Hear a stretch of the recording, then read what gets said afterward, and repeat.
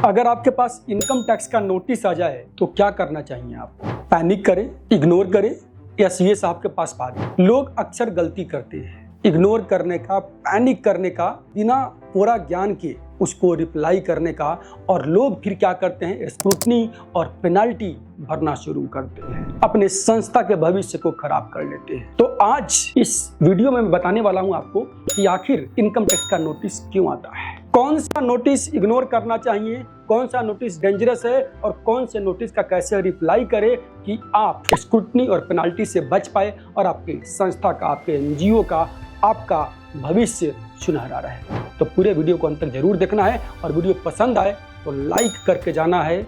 और एक शिकायत मुझे हमेशा आपसे रहती है कि आप आते हैं, वीडियो देखते हैं, चले जाते हैं, चैनल सब्सक्राइब नहीं करते। सब्सक्राइब कर लेंगे तो आपके लिए अच्छा रहेगा। इस प्रकार की जो भी नॉलेजेबल वीडियो है वो आप तक पहुंचती रहेगी और आपका ज्ञान का भंडार भरा रहेगा। बोलते हैं लर्निंग मतलब अर्निंग, सीखेंगे तो कमाएंगे। और ये चैनल आपके लिए है, आपके एनजीओ के लिए है, आपका अपना फाइनेंशियल ग्रोथ, आपके एनजीओ में फंडिंग कहाँ से लेकर के आए, कैसे लेकर के आए, कौन कौन से स्कीम है जहाँ से फंडिंग आती है, उन सब स्कीम्स की जानकारी सब कुछ आपको मिलती है।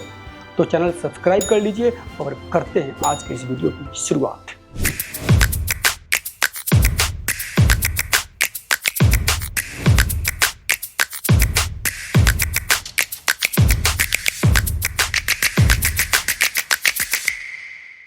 आइए सबसे पहले समझते हैं कि आखिर इनकम टैक्स का नोटिस आता क्यों है। High value transactions, high cash deposit, high cash withdrawal, आपका म्यूचुअल फंड में हाई इन्वेस्टमेंट, यानी फाइनेंशियल ट्रांजैक्शंस एक लिमिट से अधिक होना। मैं आगे बात करूंगा किसी और वीडियो में कि कितने लिमिट पार करने के बाद इनकम टैक्स की नोटिस आती है। और पांचवा कारण है कि आपका AIS, TIS का डाटा जो है आपके इनकम टैक्स रिटर्न के डाटा से मिसमैच करना। तो ये कुछ मुख्य कारण है जिसकी वजह से मेनली आपका इनकम टैक्स का नोटिस आपके पास आया करता है। फ्रेंड्स, इनकम टैक्स डिपार्टमेंट आज के समय में AI के माध्यम से आपकी हर फाइनेंशियल एक्टिविटी को, ट्रांजैक्शंस को ट्रैक करती है और जहां भी एक लिमिट से ऊपर जाता है, जहां भी डाउटफुल केस होता है, वहां पर AI जो है इनकम टैक्स डिपार्टमेंट को प्रॉम्प्ट करता है कि इनको नोटिस भेजा जाना चाहिए। और इनकम टैक्स डिपार्टमेंट का जो सिस्टम है वो आपके लिए इनकम टैक्स का नोटिस भेज दिया करता है आपको। फ्रेंड्स, इनकम टैक्स के नोटिस के बहुत सारे टाइप्स होते हैं। अभी मैं बात इनकम टैक्स एक्ट 2025 की नहीं कर रहा हूं, क्योंकि अभी जो नोटिस आएंगे या जो आ रहे हैं ये सारे नोटिस कौन से हैं? ये नोटिस है पुराने इनकम टैक्स एक्ट हमारे यहाँ जो चल रहे थे उस इनकम टैक्स एक्ट के अकॉर्डिंग। तो मैं उसी सेक्शन को रेफर करूंगा जब इनकम टैक्स 2025 पूरी तरीके से लागू हो जाएगी। ऐसे लागू हो चुका है 1 अप्रैल 2026 से, लेकिन अभी जो फाइनेंशियल ईयर चल रहा है इसके नोटिस तो बाद में आएंगे। अभी तो जो पुराने फाइनेंशियल ईयर खत्म हुए हैं 26 को, 31 मार्च 26 को, तब तक की हम बात कर रहे हैं। तो अभी हमारा जो बात करने का जो सेक्शंस होगा, पुराने सेक्शंस के बारे में हम बात करेंगे। 139(9) का अगर नोटिस आपके पास आ रहा है, इसका मतलब ये है कि आपका जो इनकम टैक्स का रिटर्न है वो डिफेक्टिव है। आयकर विवरण दाखिल करने में क्या किया है, कहीं ना कहीं कुछ गलतियां किया है, कुछ सेक्शन गलत लिख दिया है, कुछ अमाउंट गलत लिख दिया है, कुछ टोटलिंग गलत हो गई है। तो इस वजह से 139(9) की नोटिस आती है। तो आपको कुछ नहीं करना, कोई पैनिक नहीं होना, कोई घबराना नहीं है। आपको जो भी गलती उसमें बताया गया है उस गलती को सुधार करके आप रिप्लाई कर दीजिए, मैटर वहां पर क्लोज हो जाएगा। किसी प्रकार की घबराहट, किसी प्रकार की परेशानी की आवश्यकता नहीं है। फ्रेंड्स, सेकेंड नोटिस आपका आता है 142(1) का। जी, 142(1) का नोटिस आता है। अगर 142 का नोटिस आपके पास आया है, 142 का नोटिस आपके पास आया है, इसका मतलब यह है कि इनकम टैक्स डिपार्टमेंट आपसे बहुत सारा डिटेल्स आपसे लेना चाह रही है। तो जो भी डिटेल्स आपसे मांगा है, आप करेक्ट, परफेक्ट तरीके से वो सारे डिटेल्स बना करके, रिप्लाई करके अगर आप बात कर लेते हैं तो आपका वहां पर से केस क्लोज होता है। अगर डिटेल्स देने में या आपका डिटेल्स जो जाता है वो डिपार्टमेंट को सेटिस्फैक्टरी नहीं लगता है, तो वहां से आगे शुरू होती है स्क्रूटनी का प्रोसीजर। वहां से 143 में आपका केस जो है आगे बढ़ता है। That is alarming, that is difficult. ऐसे पैनिक वहां पर भी नहीं होना है। आप जो भी आपका विवरण है, जो भी डिटेल्स है, उसको करेक्टली सबमिट करिए, बात करिए, आपका केस वहां से भी खत्म हो जाएगा। तीसरा है 148 का नोटिस, जो इनकम टैक्स असेसमेंट रीओपनिंग के लिए आता है। यहाँ पर आप बोल सकते हैं कि डेंजरस है, क्योंकि यहाँ पर आपका कंप्लीट डिपार्टमेंट को शक हुआ है कि आपने कहीं ना कहीं इनकम एस्केप किया हुआ है 147 के अंडर, और आपके पास नोटिस आया है कि आपका असेसमेंट जो है, क्यों ना इनकम एस्केपिंग असेसमेंट किया जाए, क्यों ना पूरा डिटेल्ड स्क्रूटनी करके एक तरीके से पूरी इंक्वायरी करके आपके केस को डील किया जाए।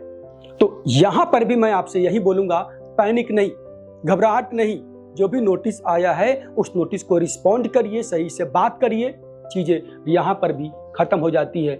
आपको किसी भी प्रकार से एडवर्स ऑर्डर आपके अगेंस्ट में आए उससे बचना है।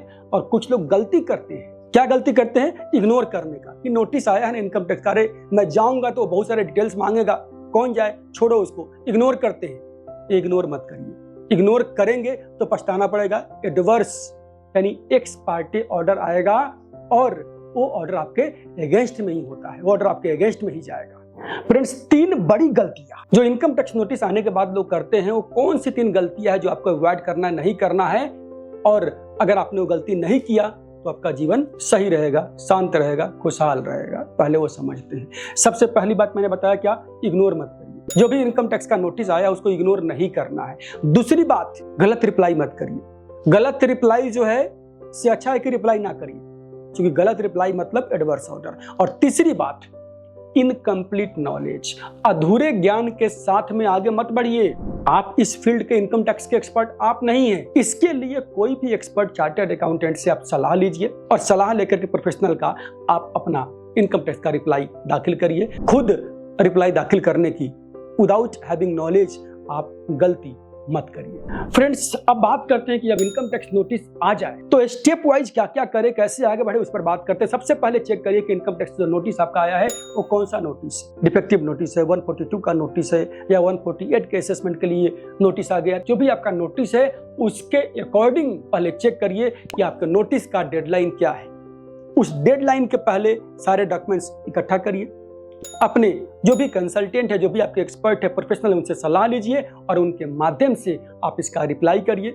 जो भी विवरण है वो प्रोवाइड करिए डिपार्टमेंट को, डिपार्टमेंट से बात करिए और डिपार्टमेंट को पूरा सहयोग करके अपने केस को फाइनलाइज कराइए। तो फ्रेंड्स, एट लास्ट मैं यही बोलना चाहूंगा कि अगर आपके पास इनकम टैक्स का नोटिस आ गया है तो आप घबराइए मत। आप सही तरीके से उसका रिस्पॉन्ड करेंगे, रिप्लाई करेंगे तो 80% केस वहीं क्लोज हो जाते हैं।